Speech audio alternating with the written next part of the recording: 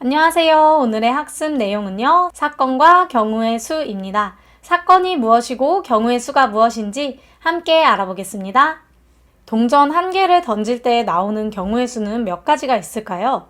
모든 경우의 수를 한번 알아볼 건데요. 동전 한 개를 여러분들이 실제로 던진다 라고 생각을 해보세요. 500원짜리 동전 한 개를 던지면요. 그림이 나와 있는 동전의 앞면과요. 숫자가 나와 있는 동전의 뒷면이 있어요. 즉, 나오는 모든 경우의 수는 앞면 또는 뒷면으로 두 가지가 된다라는 것을 알 수가 있는데요. 이처럼 동전 또는 주사위를 던지거나 카드를 뽑는 것과 같이요. 동일한 조건에서 반복할 수 있는 실험이나 관찰에 의하여 나타나는 결과를요. 사건이라고 합니다.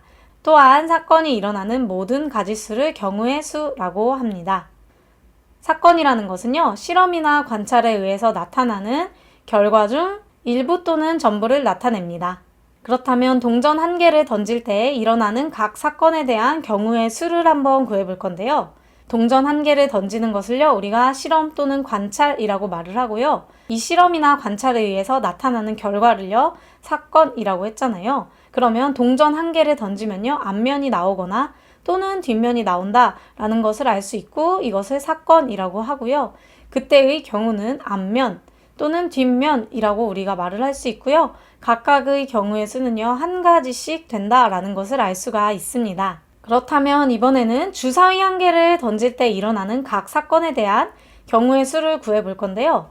먼저 주사위 한 개를 던져 볼게요. 그러면 던졌을 때 그 중에서 홀수의 눈이 나오는 사건을 한번 볼 건데요. 이때 홀수의 눈이 나오는 경우는요.